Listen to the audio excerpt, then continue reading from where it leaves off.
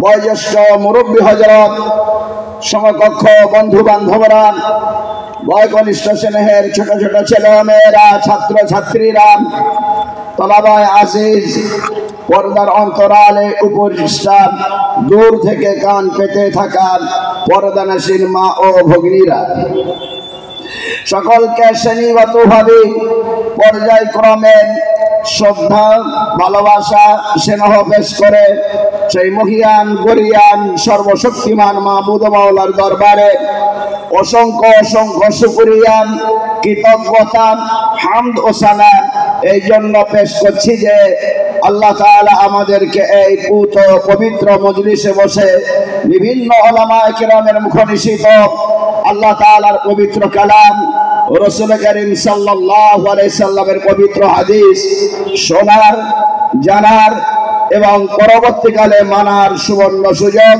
বা তৌফিক দান করেছেন বা করছেন।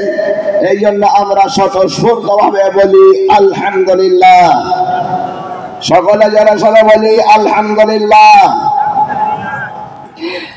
আমরা একটা দ্বীনী প্রতিষ্ঠানে এসেছি যেখানে হযরতে উলামায়ে কেরামের শিক্ষা গবেষণা চলে, যেখান থেকে আমরা হাফেজ, কারি, মাওলানা, মুফতি পাই।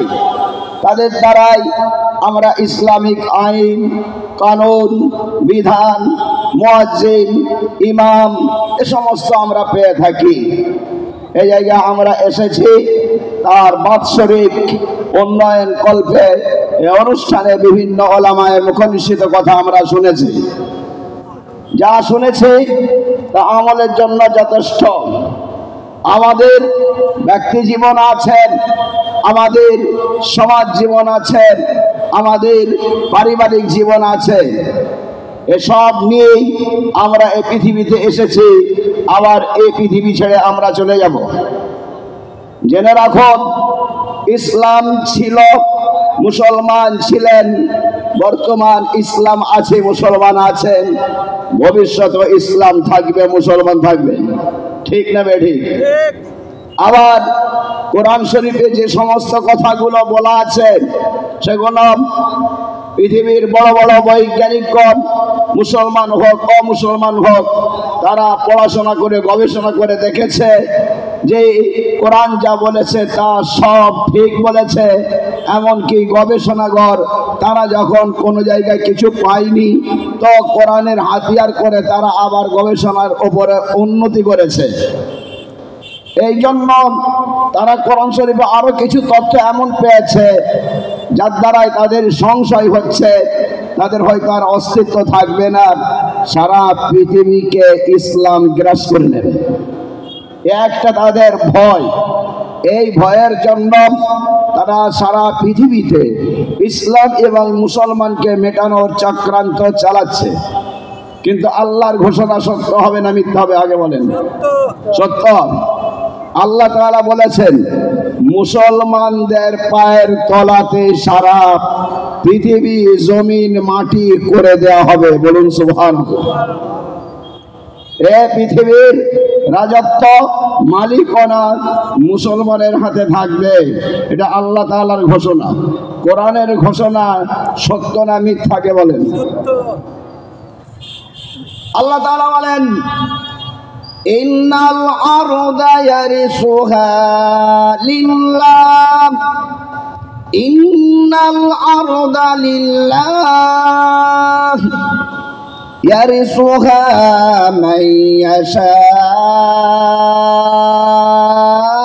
মিন ইবাদিহি। নিশ্চয়ই জমিন সব আল্লাহর। জমিন কার জন্য বলেন? আল্লাহর। আল্লাহর। আল্লাহ তাআলা মালিকানা দান করবেন তার বান্দার মধ্যে থেকে যাকে চাইবেন।